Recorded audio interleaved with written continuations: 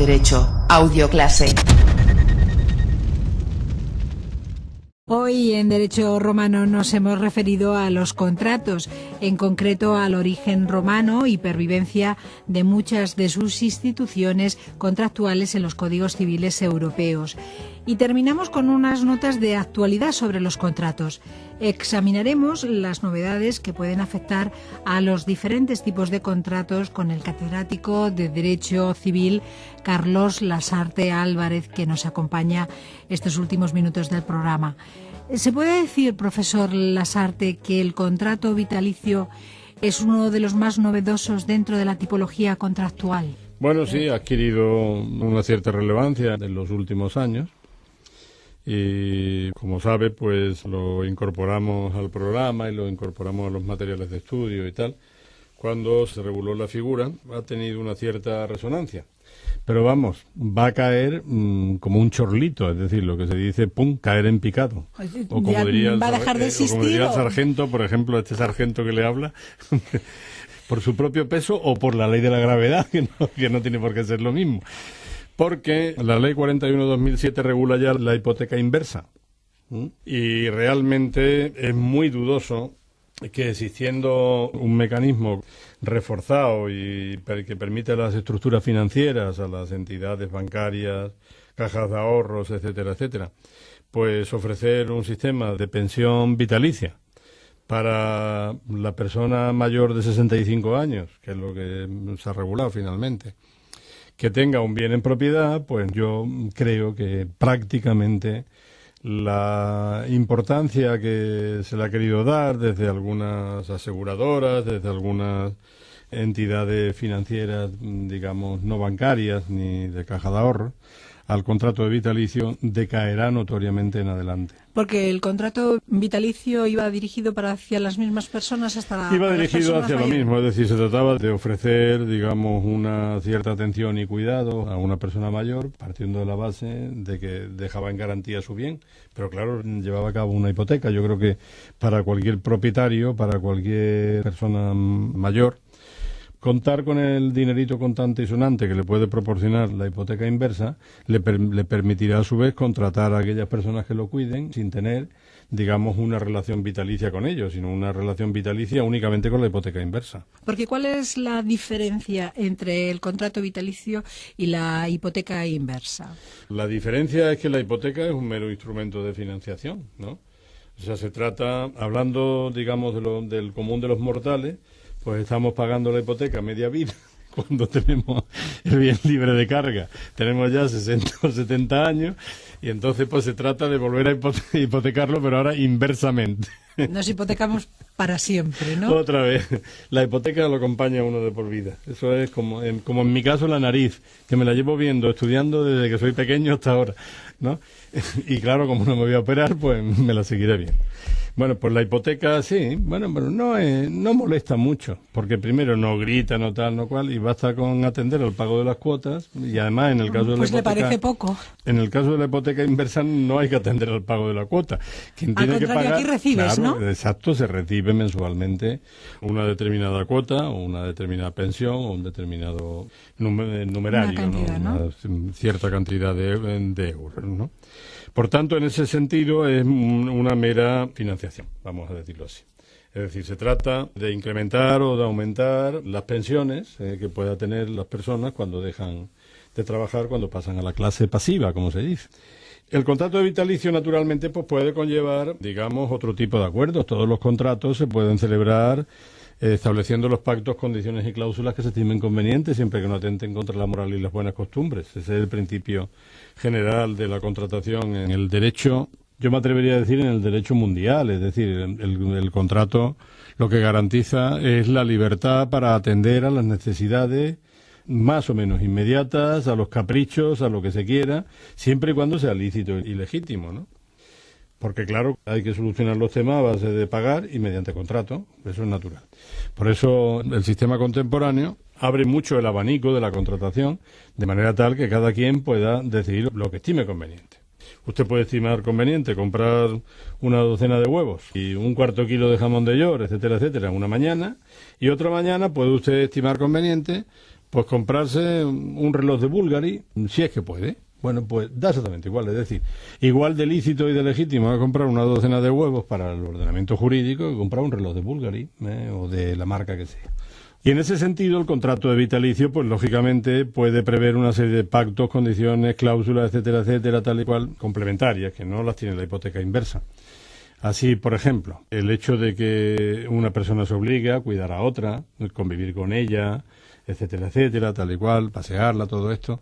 Pero todo eso se hacía sobre la base de que hubiera después una garantía complementaria de naturaleza real recayente sobre el bien inmueble que poseía el viejecito o la viejecita, la persona La propiedad que tenía, ¿no? La propiedad. Con lo cual, realmente, yo creo que el éxito que se le auguraba a la figura y que en principio se le ha querido dar en los últimos años, decaerá desde el momento en que ya se ha regulado la hipoteca inversa. Las entidades bancarias, por otra parte, son mucho más favorables a la hipoteca inversa. Sí. Se están aplicando ya. Sí, sin duda. Y las personas mayores, pues también ven una posibilidad de dignificar, digamos, sus rentas, de tener un mejor nivel de vida y además la garantía absoluta de que desaparecen los problemas hasta con los herederos. Hasta con los herederos. Sí, pero ¿qué pasa, por ejemplo, si tú tienes un bien, eres viudo o viuda, y claro, ese bien no es totalmente tuyo, porque una parte será de los hijos, ¿no? La cuota sucesoria hay que verla en cada caso. Lógicamente, para establecer la hipoteca inversa, se exige que el titular sea titular, obviamente, claro, y si son varios titulares, tienen que concurrir varios titulares, ¿no? Puede ser que en el caso de una viuda, que es lo que es mucho más frecuente que el del viudo, hombre, yo conozco algún viudo, pero rara avis, ¿eh? En el caso de una viuda, por ejemplo, que tenga, imaginemos, esto es pura imaginación, porque los supuestos pueden ser múltiples. María, sí. Pero imaginemos que tiene la mitad de la vivienda habitual porque le correspondía a consecuencia de la liquidación de los gananciales. ¿De acuerdo? Y después tiene, en principio, un usufructo vitalicio sobre la otra mitad, y tal y cual. Y los hijos, por tanto, supongamos 2 hijos, tienen la nuda propiedad sobre... Sí, los hijos tendrían que concurrir, lógicamente. Tiene. Claro, tendría que concurrir como es natural, porque todos los titulares tendrían que concurrir para la hipoteca inversa. Pero bueno, también puede ser que el bien sea solo del padre o de la madre. Sí, solamente es un titular, no hay problema, ¿no? Y tal, porque haya otros bienes en la herencia que se le han otorgado. Y, hombre, mientras se pueda, pues todo el mundo, digamos, su reducto familiar más íntimo, que es la vivienda doméstica, el domus, que dirían los latinos, ¿no? Pues quedará normalmente la titularidad de aquel que lo puede utilizar para capitalizarlo y para obtener una renta-pensión, que yo creo que se va a generalizar y que va a ser muy importante. ¿Qué ocurrirá al final? Que es lo que hay que preguntar. Pues claro está que aquí la vida contemplada puede ser o bien un periodo de tiempo, o bien la vida del propio titular. Cuando el titular fallezca, habrá que hacer una liquidación y los herederos tendrán que ver también pues qué van a hacer. Pero ya no es decisión. Yo la inteligencia fundamental que veo del tema es que ya no es decisión de nuestro padre o nuestra madre o nuestro ascendiente, no es decisión de él. Él ha vivido como ha podido y deja lo que puede. Y entonces, una vez que se haga el cruce y se aclare el estado de cuenta, los herederos podrán, una de dos, o bien vender el bien y entregar al banco la cantidad adeudada, o bien, por el contrario, desentenderse del bien y el banco lo que hará será que venderá al banco y el sobrante pues se lo dará a los herederos. Es decir, que en ese sentido creo que desde luego el contrato vitalicio perderá muchísimo terreno frente a la hipoteca inversa. Uno de los contratos que supongo que no pierden terreno son la subcontratación. ¿Nos puede hablar algo de la ley de subcontratación? Bueno, ahí sabe que ha habido una ley nueva que efectivamente me ha obligado a revisar en este verano el manual y tal, pero es una ley que tiene muchísima importancia. No nos vamos a detener mucho en ella porque tiene mucha importancia en materia laboral y en materia administrativa. y poca importancia desde el punto de vista jurídico privado, ¿no? Todo puede tener importancia y a lo mejor un supuesto que no sea general para aquel que lo tiene que sufrir, pues se convierte en una cosa muy importante, ¿no?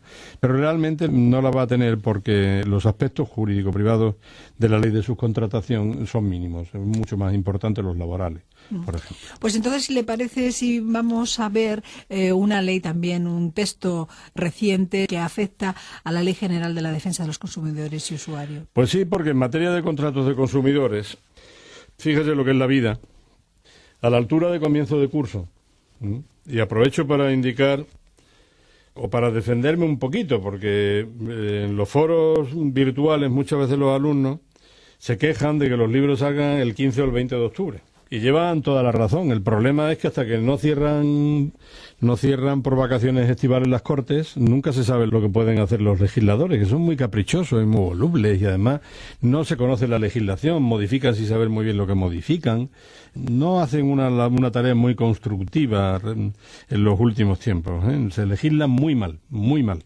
Vaya una pequeña crítica para los legisladores. Bueno, hay una pequeña crítica y una crítica acerada. El alumno que esté estudiando ya contratos y que haya visto, por ejemplo, el prólogo del libro, habrá visto que en el prólogo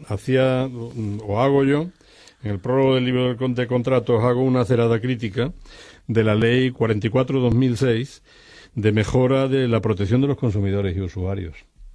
Una ley que era, dicho en términos coloquiales, un extraño refrito, y digo era porque ya no existe, formalmente ya no existe, ha sido derogada. La ley 44/2006 era un extraño refrito, una commistión que nadie supo muy bien de dónde salía, qué sentido tenía, reglamentaria en muchos aspectos, ¿no? Y que en todo caso no debería haberse publicado, sino que se debería haber publicado un texto refundido. Bueno, pues a la altura del verano del 2007, nadie en el ámbito de los consumidores y tal, nadie sabía que se fuera a dictar un texto refundido nuevo, que de pronto apareció en el BOE del 30 de noviembre del 2007, y que, por ejemplo, a mí me obligó a tirar la revisión de un manual sobre consumo, sencillamente porque en el día que iba a mandar a imprenta el original de la tercera edición, se me ocurrió mirar el BOE y me encontré con una ley que tiene 40 páginas, que deroga un montón de normas, que deroga un montón de leyes, que reestructura la Ley General de Consumidores del año 84, es decir, que ha llegado a vivir un cuarto de siglo, y que por tanto es el nuevo texto refundido en la materia. Sin duda alguna, este nuevo texto refundido introduce una gran cantidad de modificaciones. De esas modificaciones vamos a dar cuenta nosotros y vamos a colgar el texto refundido para que lo puedan tener a su disposición en las páginas web del departamento, pues el alumnado, lo comunicaremos también a través de los foros, aunque como siempre no lo exigiremos porque ya sabe que la primera norma de conducta del departamento es que no se exige aquello que no ha podido ser generalmente explicado ni incorporado a los libros ni por parte de quienes somos profesores de la UNED ni de otras universidades, ¿no? Porque está recientemente publicado, ¿no? Y es una norma muy extensa, una norma que sobre todo en materia de desistimiento unilateral en relación con los consumidores, pues incentiva el papel del desistimiento, que sin embargo desde el punto de vista contractual, como es sabido, es una técnica, digamos, inusual en los códigos, ¿no? Donde precisamente el desistimiento era algo marginal, porque generalmente se requiere el acuerdo de ambas partes. Perdón, y para no concluir, profesor Lasarte, simplemente, ¿este texto refundido mejora la Ley General del Consumidor? No me atrevería a decir que lo simplemente mejore, la modificado. aunque ciertamente más vale que haya un texto refundido que permita ahora ver cuál debiera ser las pautas de un código de consumo o de un texto refundido más reflexivo y que de verdad diera un poquito de estabilidad normativa al sistema, que falta hace. Hacen falta más estabilidad normativa y menos reformas que la única pretensión que tienen es lanzar a los medios de comunicación que cuánto trabajamos, cuánto reformamos, cuántas leyes nuevas, leyes que se quedan muchas de ellas muchas veces en el papel. Pues aquí vamos a terminar. Supongo que en el curso próximo tendremos ocasión de volver a hablar de este texto refundido. Sí, Profesor sin duda. Lasarte, muchísimas gracias. Muchas gracias, buenos días.